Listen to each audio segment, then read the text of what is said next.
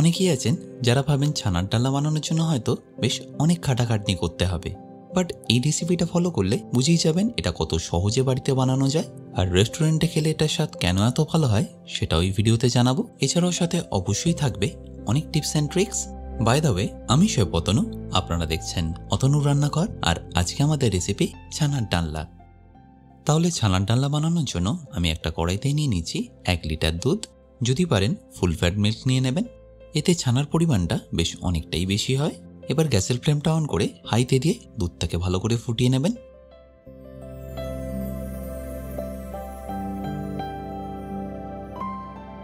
এরপর যখনই দেখবেন দুধটা ভালো করে ফুটে গেছে, গ্যাসের ফ্লেমটা বন্ধ করে ওয়েট করুন 2 থেকে 3 মিনিট, যাতে দুধটা একটু ঠান্ডা হয়ে যায়।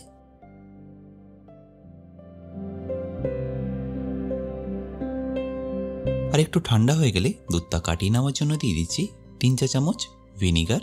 আপনারা চাইলে ছানা কাটাবার পাউডার বা লেবুর রসও দিয়ে দিতে পারেন। আর দেওয়ার সাথে সাথেই দেখবেন আস্তে আস্তে ছানাটা কাটতে শুরু করেছে। তারপর একবার ভালো করে মিশিয়ে নিয়ে ঢাকা দিয়ে রেখে দিন যতক্ষণ না ছানাটা ভালোভাবে কেটে যাচ্ছে। অনেক সময় কি হয়, যেহেতু ফুল ফ্যাট মিল্ক থাকে তাই ছানাটা খুব ভালো করে কাটতে চায় না।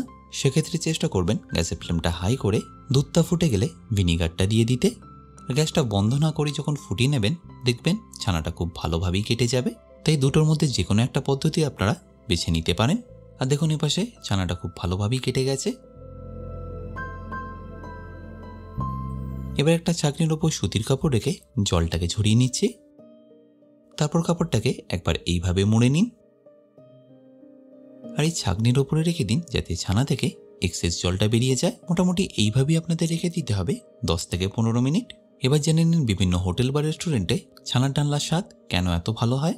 তার জন্য আপনাদের একটা পেস্ট বানিয়ে নিতে হবে, আর পেস্টটা বানাতে লাগছে পোস্ত।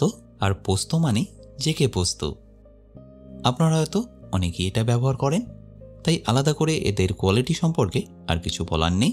আর এই পোস্তর সাথে আপনাদের দিয়ে দিতে হবে প্রায় 30 গ্রাম মতো খোয়া ক্ষীর। যদি পোস্তর কোয়ালিটি ভালো হয় তাহলে আপনাদের আর কাজু ব্যবহার করতে হবে না। এই পেস্টটা একবার ব্যবহার করলে বুঝবেন ছানার ডালনার স্বাদটা কতটা ভালো আসে। আর জল দেওয়ার সাথে সাথে এটা আপনারা পেস্ট করবেন না, 7 থেকে 8 মিনিট ভিজিয়ে নেওয়ার পরে তারপরে এটাকে ভালো করে পেস্ট করে নেবেন। এবার ছানার ডালনার জন্য কতটা পরিমাণে কী মশলা ব্যবহার করতে হবে সেটা দেখে নিন। প্রথমে একটা পাত্রে ধনে গুঁড়ো নিয়ে নিন 2 চা চামচ, তারপর জিরে গুঁড়ো নিয়ে নিন 1 চা চামচ, আর রঙের জন্য দিয়ে দিতে হবে কাশ্মীরি লঙ্কার গুঁড়ো 1 চা চামচ, আর হলুদ গুঁড়ো 1 চা চামচ, আর সবশেষে হাফ চা চামচ গোলমরিচ গুঁড়ো দিয়ে দিন পরিমাণ মতো জল। তারপর একটা চামচের মাধ্যমে এইভাবে মিশিয়ে নিয়ে একটা মশলার ঘোল বানিয়ে নিন। আর এটা কখন ব্যবহার করবেন সেটাও দেখাবো, বাট তার আগে আরও একটা আপনাদের পেস্ট বানাতে হবে। আর তার জন্য 3টে মিডিয়াম সাইজের টমেটোকে কেটে নিন এইভাবে রাফলি।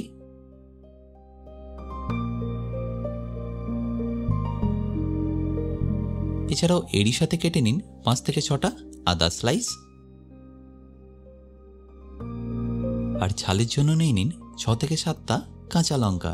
এবার এই সবকিছুকে একটা মিক্সিতে দিয়ে সামান্য একটু জল দিয়ে ভালো করে পেস্ট করে নিন।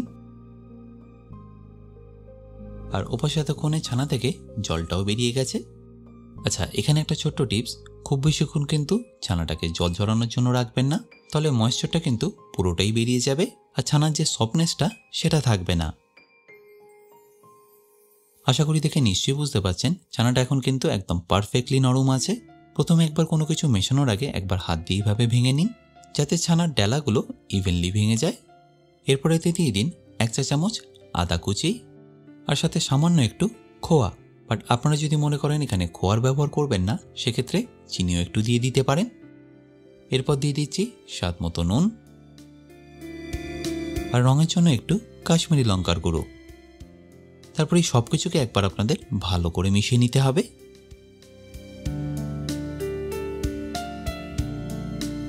এরপর যখনই দেখবেন এইভাবে মোল্ড করা যাচ্ছে বা এইভাবে ডেলা পাকানো যাচ্ছে, তাহলে বুঝবেন এটা একদম পারফেক্টলি রেডি।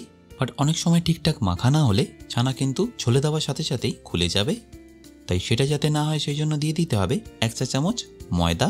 আর ফ্লেভারের জন্য দিয়ে দিতে পারেন সামান্য একটু এলাচ গুঁড়ো। আর তারপর ফাইনালি এটাকে একবার ভালো করে মিশিয়ে নিন।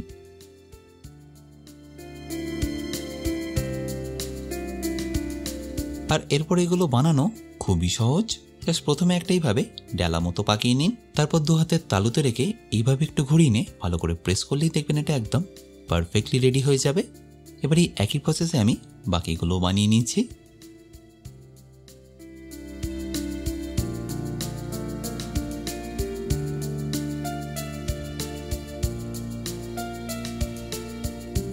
তাহলে আমাদের এখানে সবকটা বানানো হয়ে গেল। এবার আমি এগুলোকে আপনাদের ফ্রাই করে দেখাচ্ছি। আর এটা আমি ফ্রাই করে নেব রিফাইন তেলেই। আর ফ্রাই করার আগে অতি অবশ্যই মনে রাখবেন তেলের টেম্পারেচারটা যেন লো টু মিডিয়াম হয়। আর এখানে বলে রাখি এরকম অনেক টিপস আমি শেয়ার করেছি আমার বেসিক কুকিং কোর্সে। প্রায় 60টারও বেশি ভিডিও সেখানে আপনারা পেয়ে যাবেন খুবই অ্যাফোর্ডেবল প্রাইসে। আর কোর্সটা কিনে নিতে হলে ভিজিট করতে পারেন আমার নিজস্ব ওয়েবসাইট www.otanurannaghar.com এ। এছাড়াও যদি কিনতে কোনো রকম অসুবিধা হয় যোগাযোগ করুন এই হেল্পলাইন নাম্বারে। এরপর যখনই দেখবেন ছানার বড়াগুলো লাল লাল করে ভাজা হয়ে গেছে তুলে নিয়ে একটা আলাদা পাত্রে রেখে দিন। আর এই একই প্রসেসে আমি সেকেন্ড ব্যাচটাও ভেজে নেব।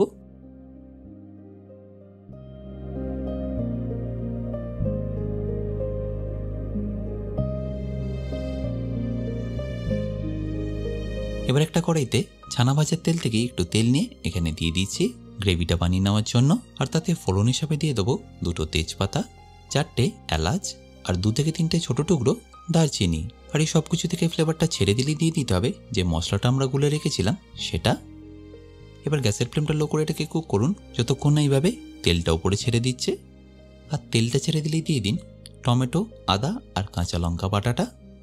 এবার গ্যাসের ফ্লেমটা লো টু মিডিয়াম রেখে এটাকে আপনাদের মিনিমাম 5 থেকে 7 মিনিট কুক করে নিতে হবে, বা ততক্ষণ কুক করে নিন যতক্ষণ না টমেটোর কাঁচা গন্ধটা চলে যাচ্ছে। আর এই সময় অবশ্যই দিয়ে দেবেন স্বাদ মতো নুন।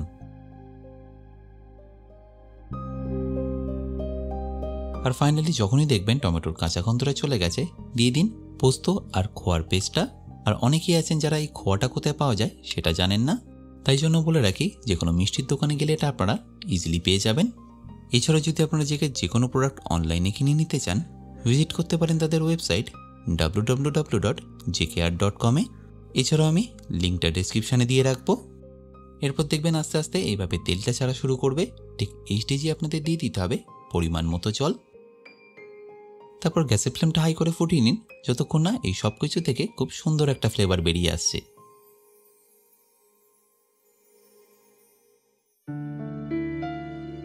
আশা করি দেখে নিশ্চয়ই বুঝতে পারছেন গ্রেভিটা কিন্তু বেশ অনেকটাই কমে এসছে আর টেক্সচারটা একদম পারফেক্টলি আছে। ছানার বড়াগুলো দেওয়ার পরে যেহেতু একটু মেশাতে অসুবিধা হবে তাই আমি আগেই দিয়ে দিচ্ছি পরিমাণ মতো ঘি আর গরম মশলা।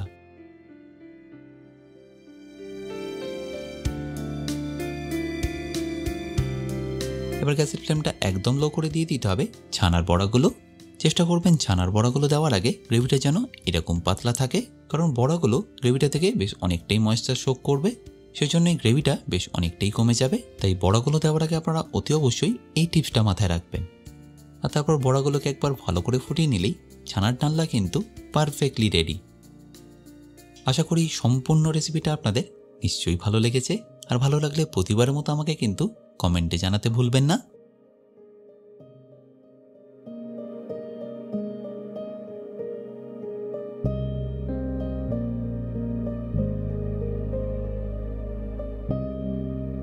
বাই দ্য ওয়ে, আমি শোয়েব অতনু, আপনারা দেখছিলেন অতনুর রান্নাঘর।